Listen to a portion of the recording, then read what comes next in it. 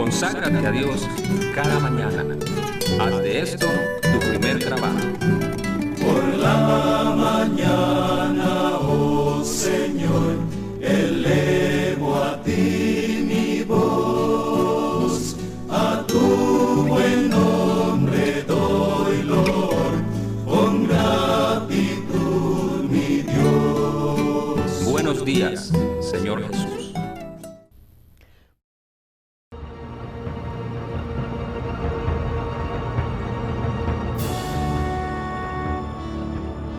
¿Cómo están, amigos? Gracias por acompañarnos en su programa de La Verdad Presente.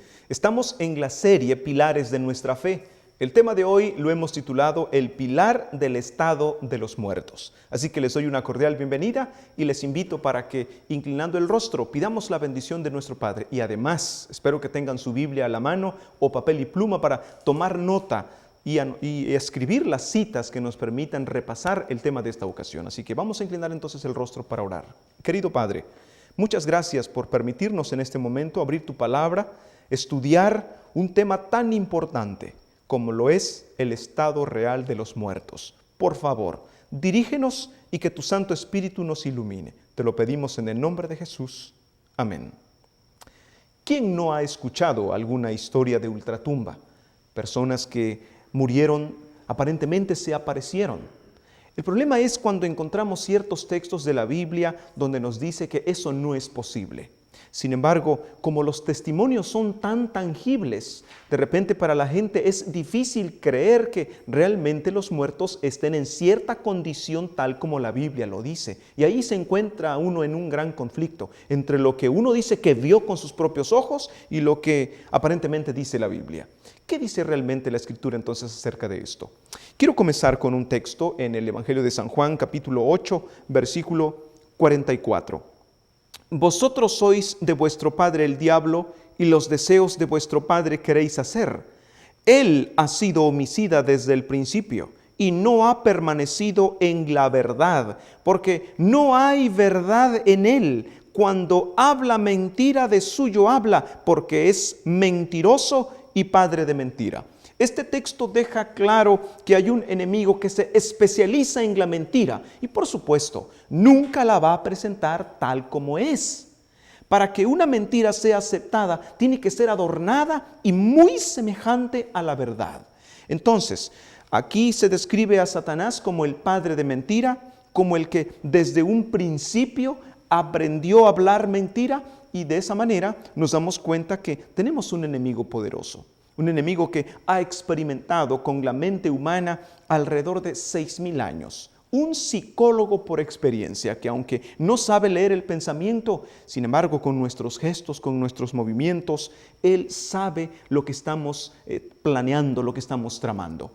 Ahora, de acuerdo a este enemigo que lleva 6,000 años experimentando con la mente, ¿ha distorsionado entonces la verdad de Dios? Sí. Desde el mismo principio lo hizo. Dios hizo una declaración y Satanás aparece con otra propuesta. Veamos, por ejemplo, en Génesis, en el capítulo 3, Génesis capítulo 3, versículo 4. Dios le había dicho a Adán y a Eva: de todos los árboles del fruto pueden comer, pero del árbol de la ciencia del bien y del mal no podrán comer, porque el día que de él coman, ustedes van a morir. Pero aparece Satanás a través de la serpiente. Génesis 3, versículo 4. Entonces la serpiente dijo a la mujer: no moriréis. Aquí tenemos la primer mentira registrada en la Escritura antes que el pecado entre a este mundo. No moriréis. Por un lado, Dios le dice, en el capítulo 2, morirás. Por otro lado aparece Satanás y dice, no morirás. Aquí está el inicio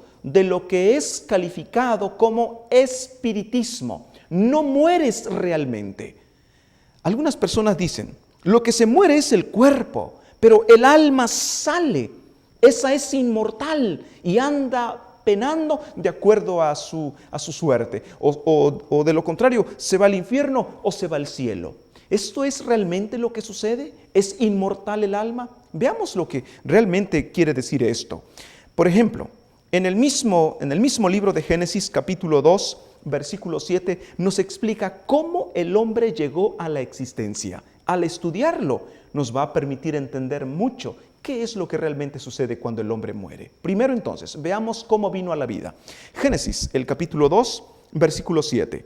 Entonces Jehová Dios formó al hombre del polvo de la tierra y sopló en su nariz aliento de vida, y fue el hombre un ser viviente. Noten ustedes, aquí está la fórmula. Si alguien quiere crear a un hombre, aquí están los elementos. Está la fórmula. ¿Qué necesitamos? Necesitamos polvo y soplo de vida. Si se juntan estos dos ingredientes, trae como resultado un ser viviente. Así que la ecuación es sencilla. Polvo más soplo de vida igual a un ser viviente. O como se dice en otras partes de la Biblia, es igual a un alma viviente. Entonces noten ustedes, ¿cómo llegó el hombre a la vida? ¿Qué puso Dios en el hombre? Dios no puso un alma, Dios puso un soplo sobre el muñeco de barro. Y cuando el muñeco de barro recibió el soplo de vida, el espíritu de vida, la chispa de vida, la energía, ahí entonces el muñeco inerte de barro vino a la existencia. Ahora, ¿qué sucede cuando la persona muere? Pues solo invierta ese orden. Y esto está, por supuesto, respaldado en el libro de Eclesiastés, capítulo 12, versículo 7.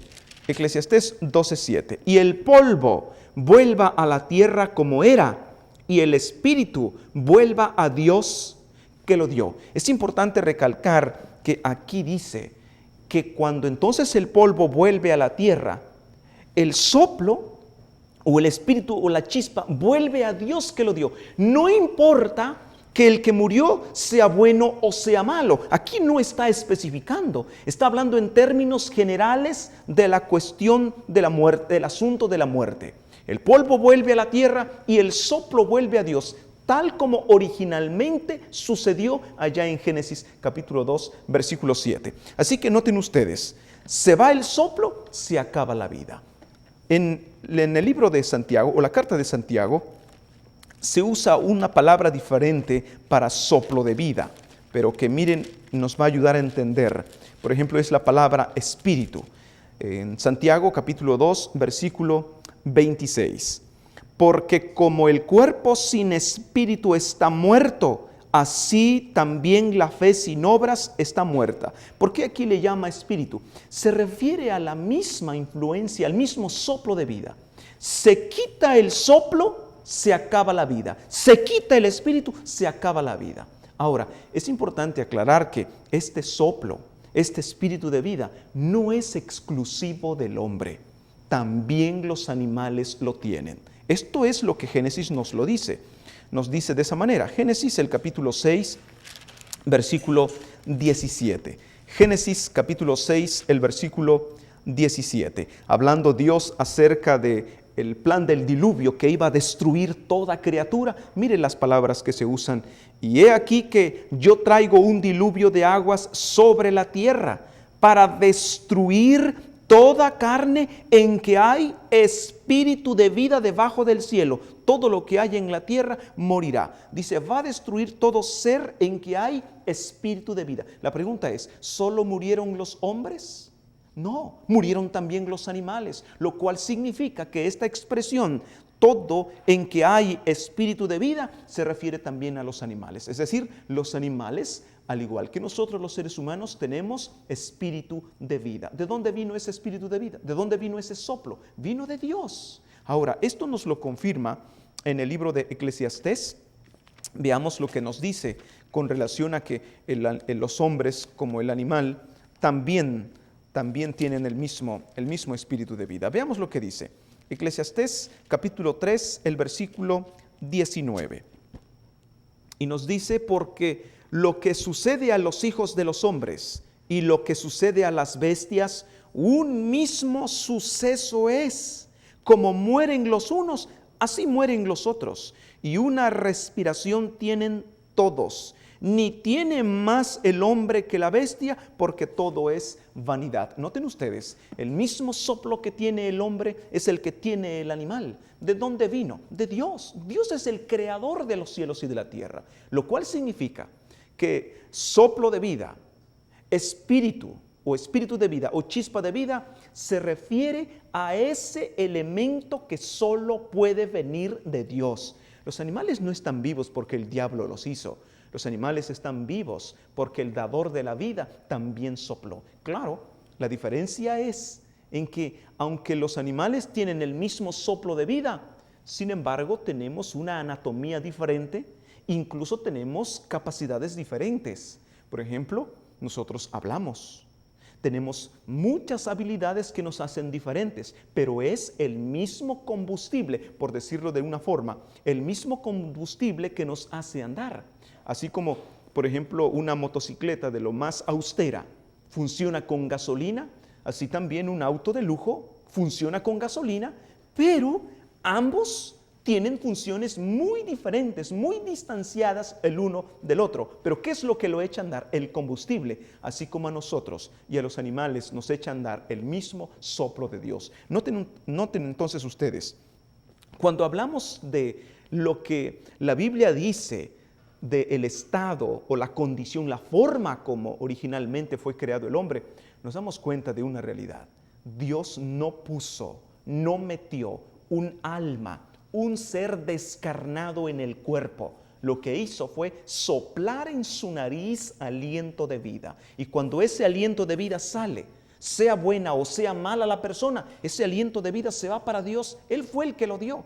Entonces, ¿cómo es que usamos ese término de alma para referirnos a un ser que no tiene cuerpo, pero que se aparece y que nos habla y que tiene su apariencia como el ser querido que falleció? ¿A qué se refiere la Biblia cuando menciona la palabra alma? ¿Se refiere realmente a una palabra, a una persona sin cuerpo, a una persona descarnada? Vimos nosotros en el libro de Génesis, el capítulo 2, versículo 7, que Dios sopla en su nariz aliento de vida y entonces es un ser viviente, lo que resulta. En la primera carta a los Corintios, en el capítulo 15, el versículo 45, mire qué se dice de Adán. Así también está escrito, fue hecho el primer hombre Adán alma viviente, el postrer Adán espíritu vivificante. Note lo que dice, cuando se refiere a Adán, ¿cómo le llama? Alma viviente. Estimados, cuando hablamos de un alma, no estamos hablando de un espíritu descarnado, estamos hablando de una persona. El alma es el resultado de combinar el polvo con el soplo de la tierra. Se juntan y surge el alma. Y nosotros mismos usamos ese término cuando nos referimos a las personas. Y decimos, entré al auditorio y no cabía un alma más. ¿Qué quiere decir eso? ¿Que no cabía un espíritu más? No, se refiere a las personas. Entonces, la palabra alma realmente se refiere a lo que resulta de la combinación del soplo con la tierra. Entonces, el alma, de acuerdo a lo que nos está diciendo este texto, el alma no tiene conciencia cuando el soplo sale. El alma, así como el foco, fíjense bien, cuenta con dos elementos. El foco, con su filamento interior, cuando entra en contacto la corriente, la energía eléctrica, cuando entra en contacto surge un tercer elemento que se llama luz. Pero cuando la energía eléctrica deja de llegar a ese filamento, ¿qué es lo que sucede? La luz desaparece. Hay una separación. Se separa la energía eléctrica, o por decirlo de alguna otra forma, el soplo de vida, y entonces el filamento se queda sin luz, se queda sin vida. El alma no puede flotar, porque el alma no es inmortal como algunas personas han pretendido. ¿Cómo lo sé? Bueno, eso es lo que nos dice el libro de Ezequiel, capítulo 18, versículo 20. Veamos lo que nos dice Ezequiel, capítulo 18, el versículo 20. El alma que pecare, esa morirá. Noten lo que dice con claridad. El alma tiene capacidad de morir. El alma no es inmortal. De hecho, el único inmortal, de acuerdo a las Escrituras, es Dios. Primera a Timoteo, el capítulo 6, veámoslo textualmente. Primera a Timoteo, capítulo 6, el versículo 15 y 16. La cual a su tiempo mostrará el bienaventurado y solo soberano Rey de reyes y Señor de señores, el único que tiene inmortalidad y que habita en luz inaccesible. ¿Quién es el único que tiene inmortalidad? Dios es el único, dice. Los seres humanos no somos inmortales. Dios tenía razón cuando dijo, cuando tú comes el fruto, tú mueres. No existe una entidad que se quede viva. Lo que sale es la energía que Dios le dio al hombre. De esa manera, estimados, queda claro que el alma no es inmortal. Cuando una persona muere, el polvo se va para la tierra de donde fue tomado y el soplo se va para Dios de donde se origina, porque fue Dios quien dio el soplo de vida. Y esto, estimados, entra en una perfecta armonía con el resto de las escrituras que no se contradicen. Vea lo que dice el libro de Eclesiastés. Eclesiastés capítulo 9, con toda razón hace esta descripción. Capítulo 9, versículo 5 y 6. Porque los que viven saben que han de morir, pero los muertos nada saben, ni tienen más paga porque su memoria es puesta en olvido. También su amor y su odio y su envidia fenecieron ya y nunca más tendrán parte en todo lo que se hace debajo del sol. Noten, la escritura es clara. Por un lado, la escritura me dice, los muertos están inconscientes. Su capacidad de amar ha terminado. Su capacidad de odiar ha terminado. No tienen más participación en nada de lo que se hace bajo este sol. Entonces, ¿es clara la escritura cuando habla del estado de los muertos? Es clara. Nos enseña, en resumidas cuentas, un estado de inconsciencia. Es decir que, como el propio Señor Jesucristo lo enseñó, los muertos duermen. Sí, eso es lo que el Señor Jesucristo enseñó. Ahora, algunos de ustedes preguntarán, entonces, ¿por qué Jesús le dijo al ladrón de la cruz, estarás conmigo hoy en el paraíso? Veamos este texto. Está en San Lucas capítulo 23, porque si Jesús le dijo, hoy estarás conmigo en el paraíso, significa que aunque veían el cuerpo allí, el espíritu, el alma fue a Dios. Pero no, ya vimos que el alma es la combinación del soplo con el cuerpo, con el polvo. Y la persona es en sí misma el alma. No existe tal cosa como que un ser consciente salga del cuerpo. Lo que sale es el soplo de vida, que son dos cosas muy diferentes. Entonces, noten ustedes, Lucas, en el capítulo 23, versículo 43, está el texto famoso que le quita el sueño a algunos cristianos. Dice, veamos el versículo 42 y 43. Y dijo Jesús, acuérdate de mí cuando vengas en tu reino. Entonces Jesús le dijo, de cierto te digo que hoy estarás conmigo en el paraíso. Para muchos este texto es una verdadera contradicción, pero aclaro, la Biblia no se contradice. No es que la Biblia se esté contradiciendo, somos nosotros los que hemos entendido mal. Dos puntos importantes. Primero, la Biblia no fue escrita originalmente en español. La Biblia fue originalmente escrita en griego. Y las puntuaciones que tenemos en las traducciones en español no existen en griego. De hecho, la conjunción que no aparece en el original griego. De acuerdo entonces a esto, lo podríamos leer de esta manera. De cierto te digo hoy, estarás conmigo en el paraíso. Bueno, algunos pueden encontrar problema, porque entonces, aunque no tenga la conjunción que, alguno puede decir, bueno, de cierto te digo, hoy estarás conmigo en el paraíso. Pero eso no es lo que realmente sucedió. Primero entonces, la conjunción que no aparece. Y si hay que poner una coma para darle un sentido verdadero aquí, la coma no puede ir antes del hoy, de la palabra hoy, tiene que ir después, y ahorita se los voy a mostrar por qué. ¿Cómo lo diría entonces? De cierto te digo hoy, coma, estarás conmigo en el paraíso. ¿Qué significa? Que entonces, ¿por qué Jesús dijo este adverbio de tiempo? ¿Por qué dijo hoy? Lo que Jesús estaba diciendo, hoy te digo, estarás conmigo en el paraíso. ¿Por qué no iban a estar en ese mismo día? Porque el propio Señor Jesucristo, escuchen esto, no fue al paraíso. Este es el segundo punto. El propio Señor Jesús no fue al paraíso ese mismo día. Por ejemplo, fíjense bien, Esto sucedió el viernes. Jesús muere el viernes. Si Jesús le dijo al ladrón, hoy estarás conmigo en el paraíso, la pregunta es, ¿cuándo fue Jesús al cielo? ¿Cuándo fue al paraíso? ¿Fue el viernes? Si fue el viernes, entonces se cumplió lo que Jesús dijo, hoy estarás conmigo en el paraíso. Pero Jesús nunca dijo eso. Nosotros lo entendemos mal. ¿Cuándo fue Jesús al paraíso? Veamos lo que nos dice San Juan en el capítulo 20, versículo 17. San Juan, capítulo 20, el versículo 17. Recuerden que el Señor Jesús muere el viernes.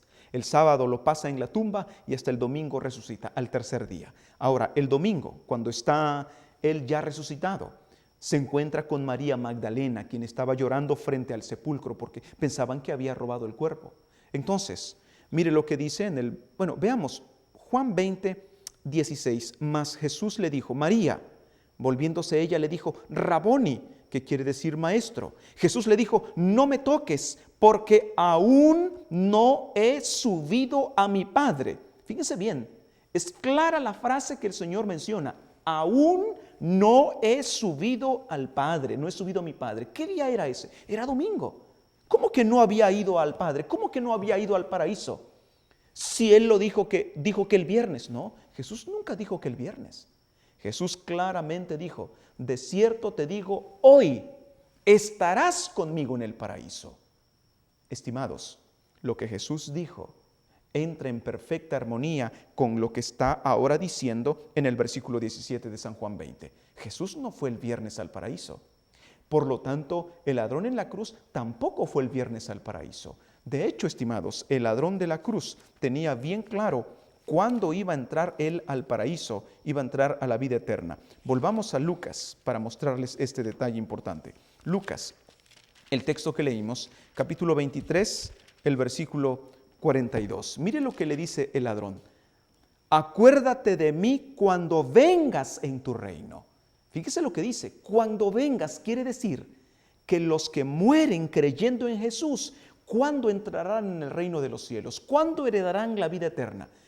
La heredarán cuando Jesús venga por segunda vez. Esto nos lo dice Pablo en la primera carta a los tesalonicenses, en el capítulo 4. Primera carta a los tesalonicenses, capítulo 4, versículo 13. Porque tampoco queremos, hermanos, que ignoréis acerca de los que duermen, para que no os entristezcáis como los otros que no tienen esperanza. ¿Por qué Pablo está diciendo esto? Pablo está hablando acerca de los que murieron. Por eso dice, acerca de los que duermen. Se refiere a los muertos. No quiero que ignoren acerca de ellos. ¿Por qué razón? ¿Qué es lo que hay que saber acerca de los que han muerto, Pablo? Bueno, lo que hay que saber es lo que dice en el versículo 16. Porque el Señor mismo, con voz de mando, con voz de arcángel y con trompeta de Dios, descenderá del cielo y los muertos en Cristo resucitarán primero.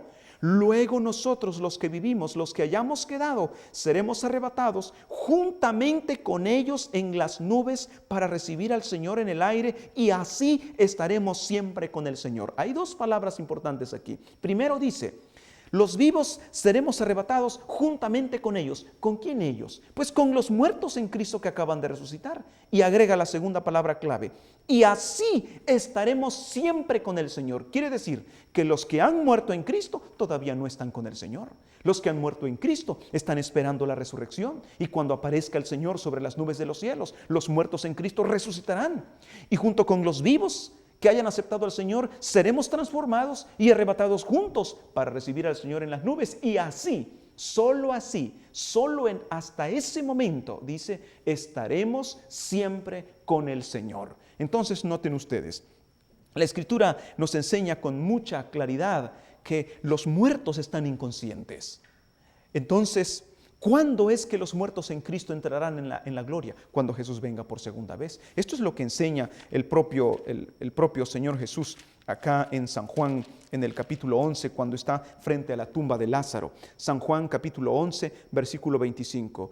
Le dijo Jesús, yo soy la resurrección y la vida. El que cree en mí, aunque esté muerto, vivirá. Y todo aquel que vive y cree en mí, no morirá eternamente. ¿Crees esto? Le dice a las hermanas de Lázaro. Es decir, se van a morir, pero no mueren eternamente. ¿Por qué dicen? Porque el día de la segunda venida ellos resucitarán, estimados.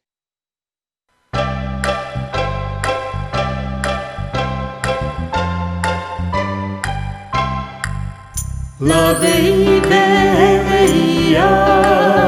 es el libro de mi Dios, en ella siempre confío yo. La veía.